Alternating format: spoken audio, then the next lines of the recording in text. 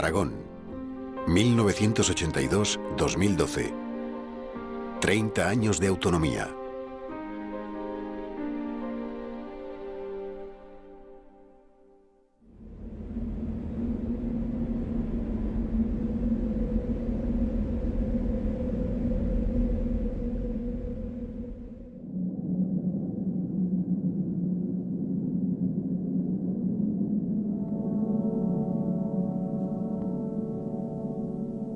Profundo como las raíces.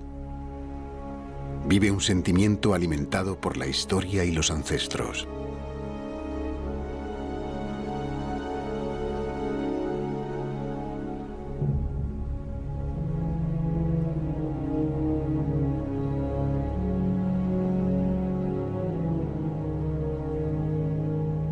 Es un sentimiento único, compartido de distintas maneras por miles de corazones.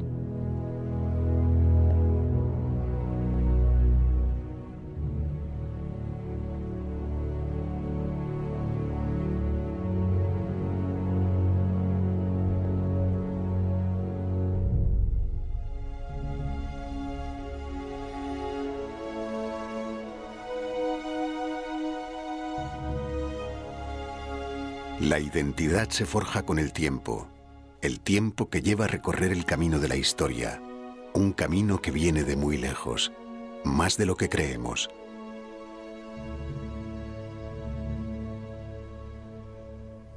En 1882 se redacta un estatuto aragonés por un partido republicano federal que tiene 14 títulos y 67 o 68 artículos, con Juan Pedro Barcelona y otros, 1883, o sea que Cuba todavía era española y todavía no se habían redactado las bases de Manresa ni se había fundado el PNV. Y después, en el año 36, el año en que estalla la Guerra Civil, había en marcha en Aragón 2 proyectos de Estatuto de Autonomía. Uno que se concluye, que lo hace la izquierda en Caspé, y otro que no se concluye, al que llamamos el Estatuto de los Notables, que lo hacen una colección de personajes, de historiadores y juristas de la derecha, pero muy relevantes. 1976. Tras 40 años de dictadura, el viejo reino que llegó a ser corona y que extendió sus fronteras por todo el Mediterráneo, es apenas una sombra difusa de lo que fue, sin símbolos ni referentes. Cuando nace Andalán se empieza a pedir autonomía en el 72. Franco muere en el 75, después de más de un mes de agonía, en fin, increíble y cruel como lo tuvieron allí, con fusilamientos firmados por el Consejo de Ministros y con la inauguración de Torre Ciudad, porque el país seguía viviendo. Y entonces ya está la gente en la calle incorporando al grito de libertad, que era bastante corriente, libertad, amnistía para los presos políticos y estatuto de autonomía, que era la gran tripleta. Eso empieza a crear una conciencia de que el Estado va a tener que descentralizarse, y eso todavía no es ni preautonómico ni nada, es que no hay ni constitución. Cuando las instituciones, incluso los políticos que empiezan a ser elegidos y a trabajar, miran hacia el pueblo, se dan cuenta de que hay pueblo, de que hay un pueblo actuando, por ejemplo, en los barrios. Empieza a haber, aunque tardará luego en cuajar todo aquello, pero empieza a haber movimientos de barrio reivindicando sus problemas. Que hay maestros en las escuelas que, aunque casi está prohibido, explican a los chicos y a las chicas que esto es un territorio con su identidad y con un pasado y tal. Que hay una serie de elementos, diríamos, en la vida económica y tal, que empiezan a hablar de la necesidad de planes pues en este territorio. Hay que tener en cuenta que las elecciones democráticas fueron en 1977. Se estaba aprobando la Constitución, tramitando. Pero ya Cataluña y el País Vasco consiguen un régimen de reconocimiento de su personalidad jurídica y un régimen de preautonomía. Recordemos a Garaikoetxea en el País Vasco y recordemos a Tarradellas en Cataluña. Entonces, en Aragón tuvimos la fuerza de exigir del gobierno entonces de Unión de Centro Democrático que también Aragón tuviera ese reconocimiento y ese mismo régimen. Amnistía y libertad. Con la democracia, los aragoneses manifiestan su identidad, oculta durante muchos años. Bueno, había estado enterrada en el miedo, decía Unamuno, si el miedo fuera música, España menudo concierto, en la represión. Es increíble el grado de histeria que el régimen de Franco tenía con cualquier manifestación, por pequeña que fuera. La actividad política, hasta entonces inédita entre los ciudadanos, genera confusión en los despachos y en la calle. Autonomía era autogobierno, era autodeterminación, era independencia, era qué, y era autogestión, mucho auto, y no se sabía bien cuál era el contenido preciso. Un sinfín de organizaciones políticas, ideologías y corrientes de pensamiento salpican la realidad social.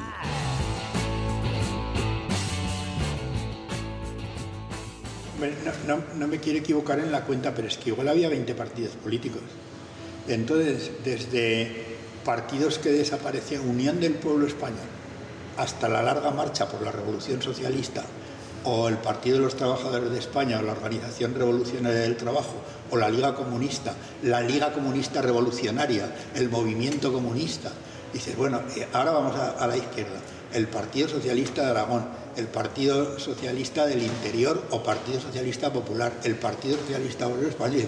Para usted dice, no, si no he acabado, si voy por la mitad de la lista.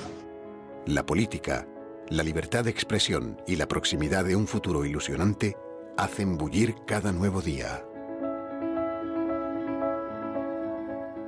Veo todavía un Aragón que llama a las puertas del paraíso perdido 40 años atrás de la democracia, el paraíso perdido de la democracia, que abre sus ventanas a los grandes ideales y que abre también su mente a determinadas utopías. Creo que había una ilusión y había un puesta a cero de todos los problemas.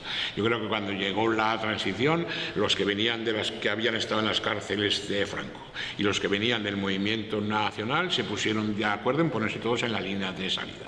Se olvidaron del pasado, pensaron más en el futuro y desarrollaron los pactos de la Moncloa. Hicieron en 9 meses la Constitución del 78, que sin duda alguna, en mi opinión, es la mejor Constitución de España y por supuesto una de las mejores del mundo.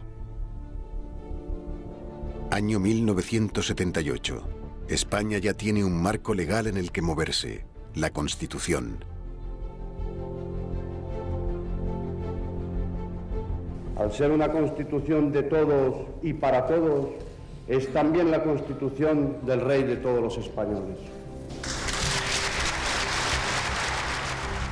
Sin embargo, Aragón aún no tiene instituciones ni reconocimiento jurídico. En ese momento, Aragón es una tierra sin bandera.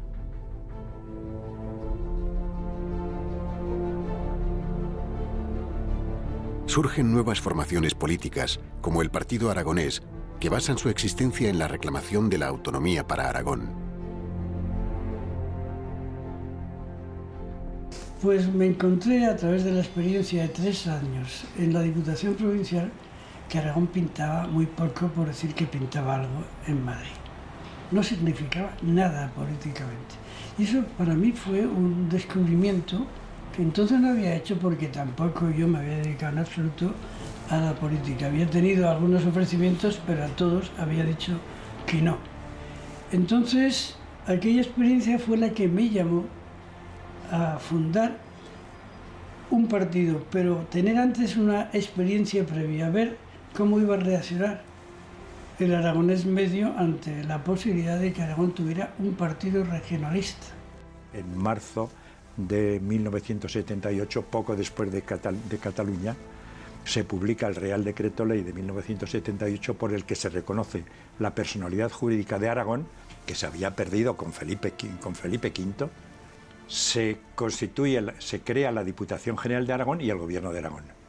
Y el 9 de abril de 1978, en Calatayud, en un hermoso día de sol y de aragonesismo, con la iglesia de San Pedro de los Francos totalmente llena, pues resulta que los aragoneses ven cómo los diputados y senadores aragoneses eligen la Diputación General de Aragón, quienes van a ser consejeros, y donde se nos elige a mí de presidente, a Jaime Gaspar Auría de vicepresidente del PSOE y a José Ángel Biel, secretario general. El 23 de abril de 1978, en una manifestación histórica, más de 200.000 aragoneses unen sus voces en un solo grito: autonomía.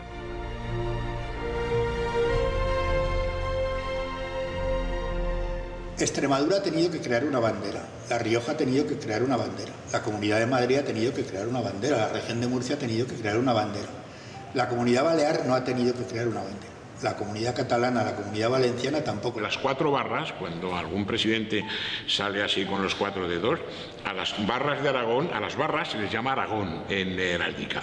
Somos entidad política desde el siglo IX, desde el siglo IX. Algunas comunidades que se llaman de otra manera ahora, que se dan tanta importancia, los fueron 2 o 3 siglos después. Que había un símbolo que representa a toda la corona de Aragón y que está en uso en todas sus comunidades a la vez, que son las 4 barras, con matices. Una franja violeta en nuestros primos baleares, una franja azul con una corona de oro en nuestros primos valencianos, a secas en nuestros primos catalanes porque no han tenido más bandera que la de Barcelona, y en Aragón, que da nombre a la dinastía de la cual es representativo ese signo, estaba claro. Y bueno, comparta usted eso, con o sin algún signo distintivo. Bueno, pues vamos a poner el escudo como signo distintivo. Un escudo que además cuenta nuestra historia, o lo pretende. La INSA, batallas en el Sobrarbe, la Cruz de Íñigo Arista, el viejo Aragón en Jaca, la batalla de Alcoraz, la bajada al llano de Huesca y la corona de Aragón, unión de la Casa de Barcelona con la Casa Real de Aragón en el siglo XII. Encima es un resumen histórico, es un escudo muy divertido.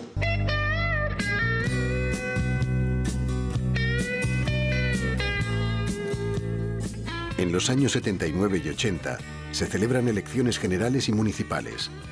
Dentro y fuera de los partidos se debate sobre el modelo autonómico. Los cambios políticos y sociales sacuden a la sociedad aragonesa.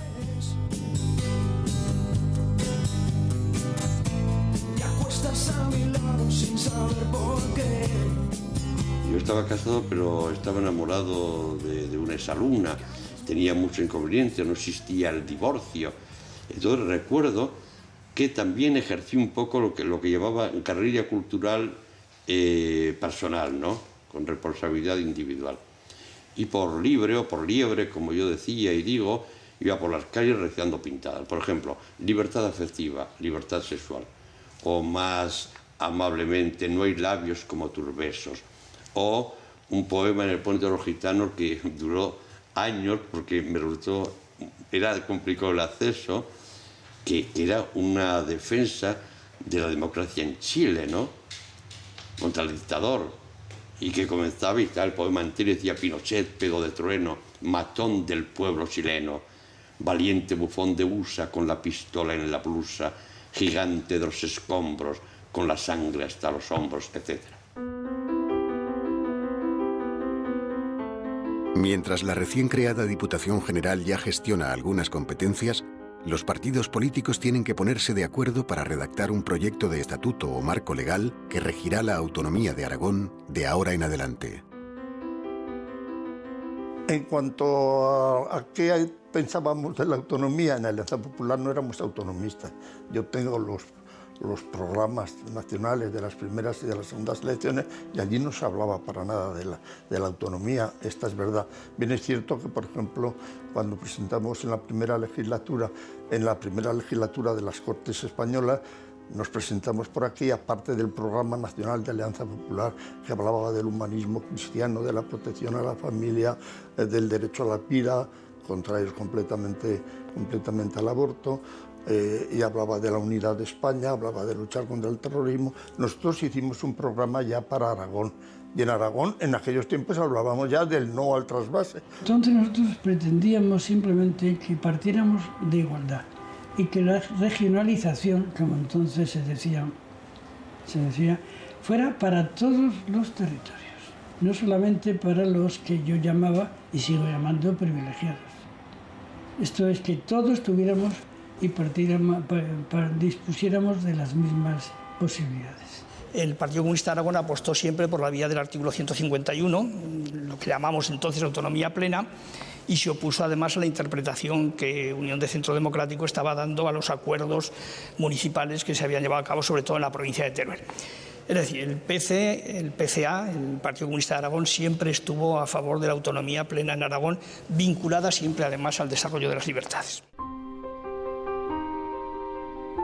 Llegar a acuerdos entre las distintas fuerzas políticas no es fácil, sobre todo cuando dentro de cada partido existen diferentes corrientes de opinión.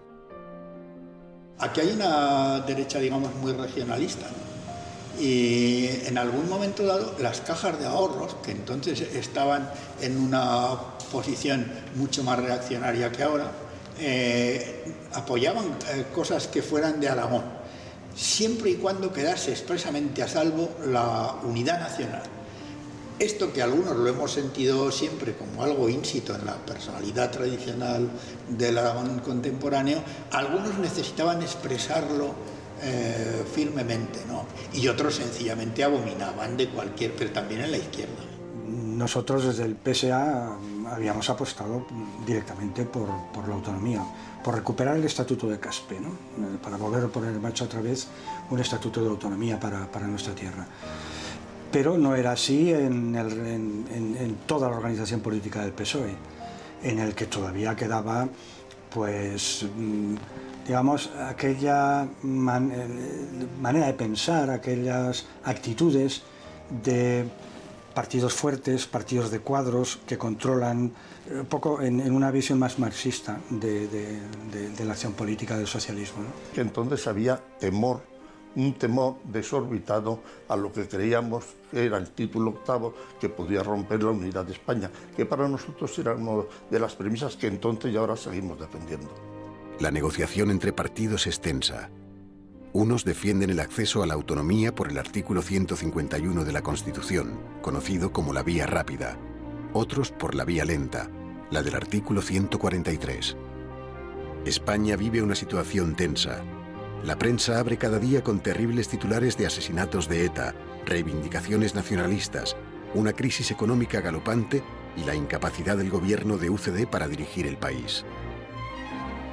Se deseaba una libertad fértil, pero existía el riesgo de que esa libertad fuese cercenada por el mismo afán de libertad o por las fuerzas reaccionarias que estaban todavía funcionando, ¿no?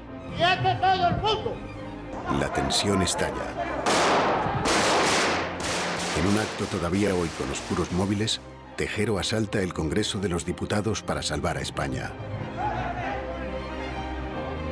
Creamos un pequeño órgano de crisis, por llamarle de alguna manera, que se reunió en un local que teníamos no conocido, hicimos unos comunicados que llevamos además a las radios, esa misma noche llevamos a las radios, y bueno, estuvimos en contacto en lo posible con Madrid, con las personas del Partido Comunista, con las que nos era posible en esos momentos hablar.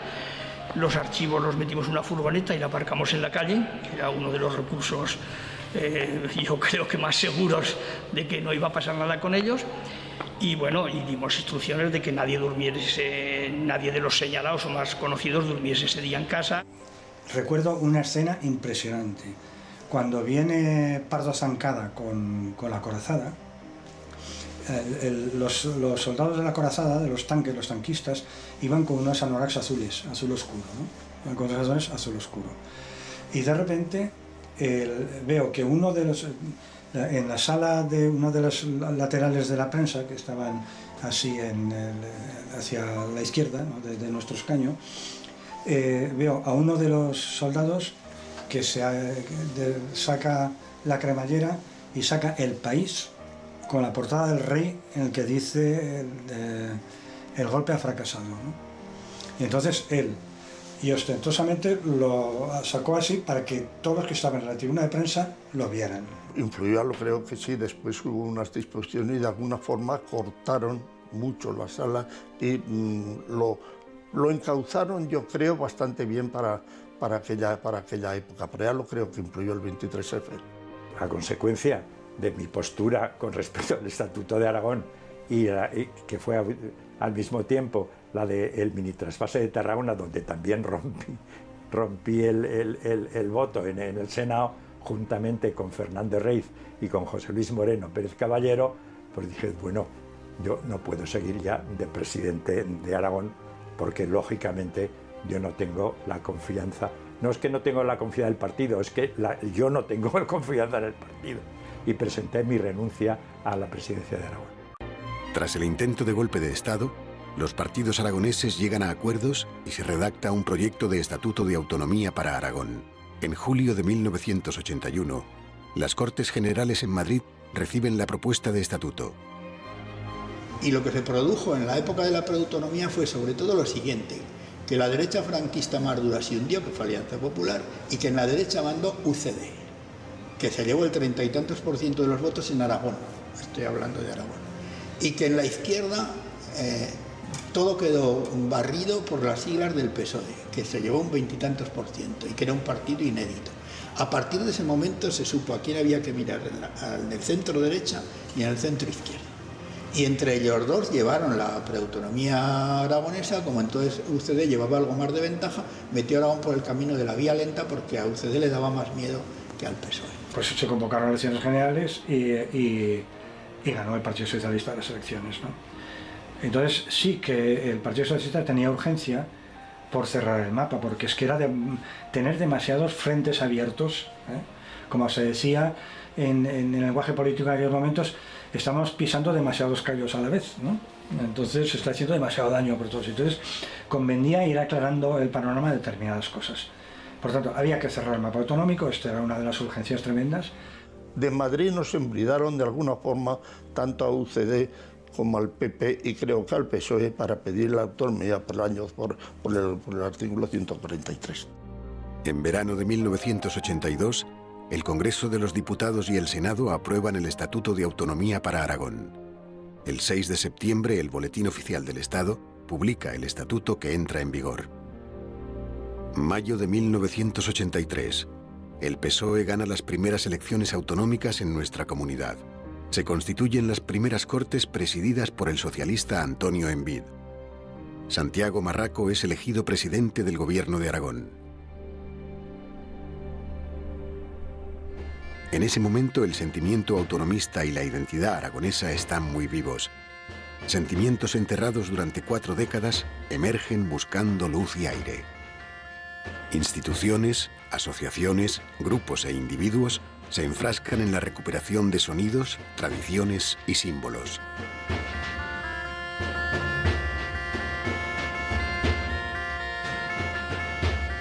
Por supuesto hay un apoyo institucional porque coincide este movimiento cultural con también un proceso político, ¿no? Se empiezan a desarrollar todas las instituciones de la autonomía, del estatuto y digamos hay un apoyo social, eso es lo más importante. O sea, cuando vamos a los pueblos o cuando intentamos grabar una tradición o recuperar un instrumento, notamos ese apoyo de la gente de a pie que está con nosotros y que nos ayuda desinteresadamente.